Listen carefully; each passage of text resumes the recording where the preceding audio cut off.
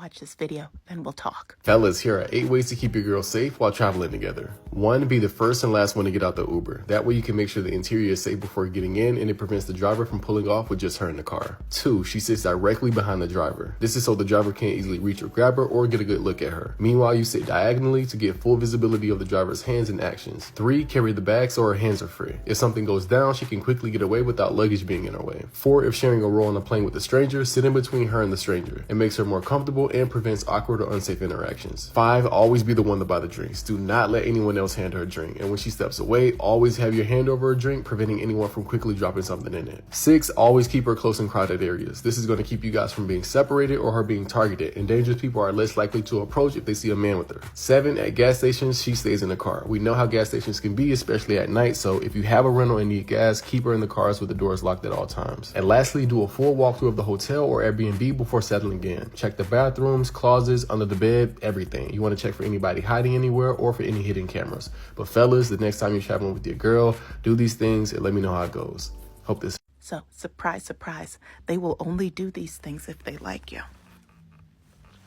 They will only do these things if they like you. And that's not a, oh, if he wanted to, he would situation. There's 2 sides to this, okay? So 1, the man has to like you, aka he doesn't want active harm to be done to you. What is under my eye? Hold on. I don't know what was happening. There's nothing under my eye. Okay. Yeah, that guy has to like you in a way where he doesn't want active harm to happen to you. Point number 1.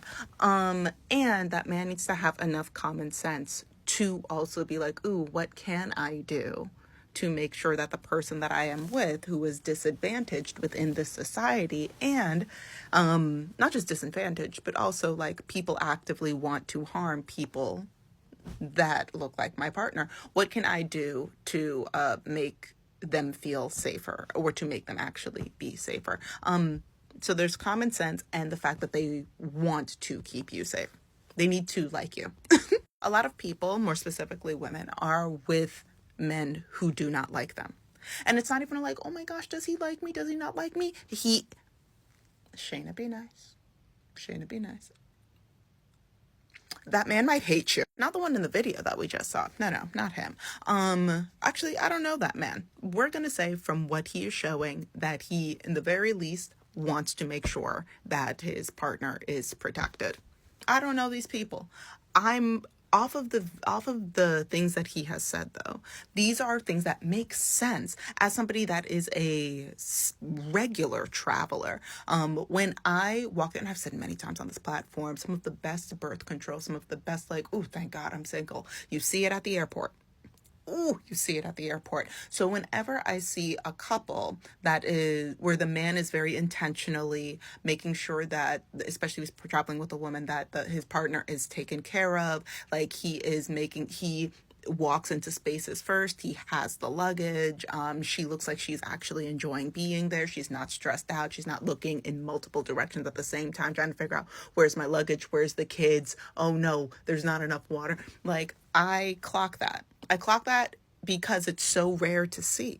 And unfortunately,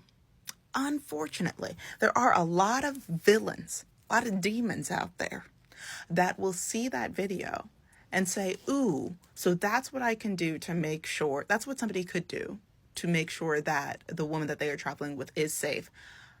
If I do the opposite of those things, because a lot of men get a power trip. They get power trip off of putting women in precarious situations, off of actively putting them in danger, out of being the danger that the woman is in. They will look at that and go, ooh, now I've got some ideas. So ladies that are around men, ladies that are attracted to men, ladies that are dating men, ladies that are married to men, if you are around men, hear me. Regardless of what your relationship is to them, there's a lot that we could garner from that video, so that way we can listen, at the end of the day, a man that is going to do harm is going to do harm. And there are some things that we can do to at least limit the amount of interactions that we have with dangerous men. And if you are interested in dating and getting married, if you are married and you're like, I think I got a good one, I don't know, man, I don't know your man. But if we're just going to let's just take one thing from that video and dissect it. So the drink thing. Yes, men, Now that I think about it, that was one thing that I didn't quite put the pieces together for. But the guys that I have dated, when we have gone out to get drinks, there was one guy that I dated that was a big league in the wine industry. And whenever we would order drinks, he would always order the drink for, like, he would always order the drinks for the, like, we'd have a conversation about, like, oh, Shayna, what kind of wine are you feeling? What kind of cocktail are you feeling? We turned into like a whole vibe sesh. And then he would order and he would create some kind of rapport with the person that was bringing the drinks to us. And he would always watch my drink when I would go to the restroom. The watching my drink, I clocked. The conversation around who's bringing the drinks and the ordering, that I didn't quite clock that until I saw this video. So now for me, these are things where it's like, oh, like this is a green flag, not just when it comes to, like, when I'm out with friends, I don't necessarily think about these kinds of things. Interesting. Let me rephrase this. I just had a realization. As I've said multiple times on this channel, when it comes to like dating men, I have much stricter, like being around men in romantic spaces, it's very easy for me to say hard yeses, hard nos, hard absolutely nots, hard oh yeah. When it comes to friendship, that's where things get a little blurry. Now, thank God I have not been in a situation where a friend has tried to do something as it relates to like drinks or being inappropriate or things like that.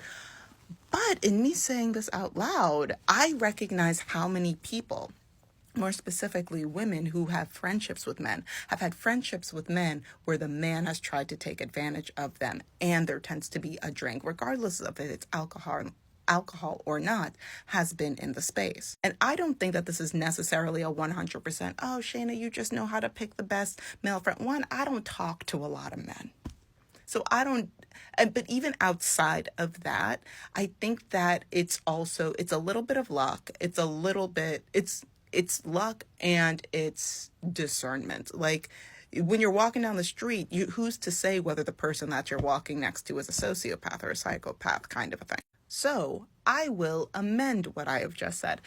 When it comes to, even with friendships, is my phone dying? My phone is dying. I'm going to try and wrap it up. So even when it comes to male friendships, I recommend having a level, like a strong level of like discernment, or not discernment, of like being able to observe what they're doing on a day-to-day, like as you're hanging out with them, to confirm that you are safe, to confirm that not just like safe with them, but that they are actively looking out for you.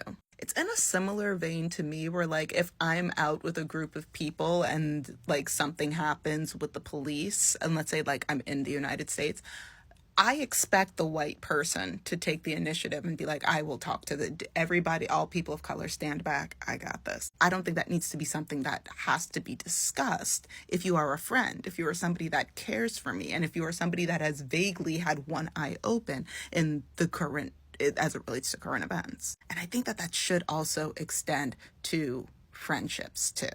But also a lot of this, as I mentioned earlier, I do think involves common sense and being raised right. I would dare to say that learning to treat marginalized people as people, that can include, oh, women are people, black people are people, disabled people are people, queer people are people. Like, there are seedlings of that can be implemented during childhood. Unfortunately, a lot of people groups might sprinkle those seeds over some people groups as opposed to others. So for example, in like a lot of white people, they'll be like, oh yeah, like white women, like we got to take care of white women. That doesn't necessarily apply to other people groups though.